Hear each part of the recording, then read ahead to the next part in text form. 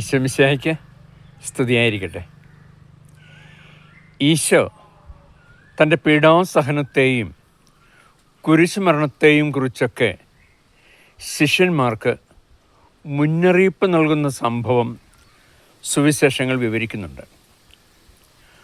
മൂന്നാമത്തെ മുന്നറിയിപ്പും നൽകിക്കഴിഞ്ഞപ്പോഴാണ് സെബദിയുടെ പുത്രന്മാരായ യാക്കോബ്, യോഹന്നാൻ, ഈശോയുടെ 2 പ്രിയ ശിഷ്യരാണല്ലോ, അവരുടെ അമ്മ ഈശോയുടെ അടുക്കൽ ഒരു നിവേദനവുമായി എത്തുന്നത്.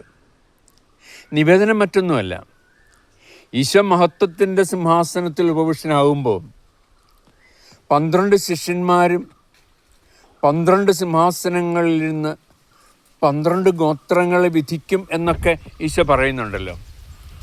ആ സമയത്ത്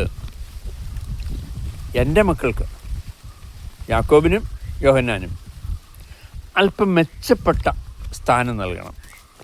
അല്പം മെച്ചപ്പെട്ട എന്ന് പറഞ്ഞാൽ അല്പം കൂടുതൽ മെച്ചപ്പെട്ട സ്ഥാനം നൽകണം.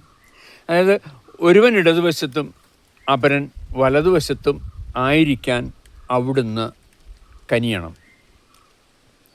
മനസ്സിലാവുന്ന ഭാഷയിലൊക്കെ പറഞ്ഞാൽ, മന്ത്രിസ്ഥാനമാണ് നൽകുന്നതെങ്കിൽ ഒരാൾക്ക് ആഭ്യന്തരമന്ത്രിയാവാനും ഒരാൾക്ക് ധനകാര്യമന്ത്രിയാകാനുമുള്ള അവസരം നൽകണമെന്നാണ് ഈശോയോട് സെബദിയുടെ ഭാര്യ സലോമി ആവശ്യപ്പെടുന്നത്. ഈശോ ഈ നിവേദനം പാടെ നിരാകരിക്കുകയാണ്. ഈശോ പറയാണ്, ഇതൊന്നും എൻ്റെ അധികാരപരിധിയിൽപ്പെടുന്ന കാര്യങ്ങളല്ല, ഇതൊക്കെ തീരുമാനിക്കുന്നത് എൻ്റെ അപ്പനാണ്, പിതാവാണ് തീരുമാനിക്കുന്നത്. ഈ പിതാവിൻ്റെ ഇത്തരം കാര്യങ്ങളിലൊന്നും ഞാൻ ഇടപെടാറുമില്ല.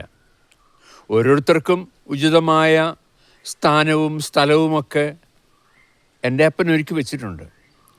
അവിടെ എത്തിച്ചേരാൻ നമുക്ക് ആവശ്യമുള്ളത് യോഗ്യതയാണ്, സ്വാധീനമല്ല.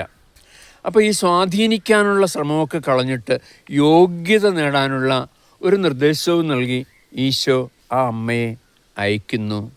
നമുക്കും ഇത് ബാധകമാണ്. ആമേൻ.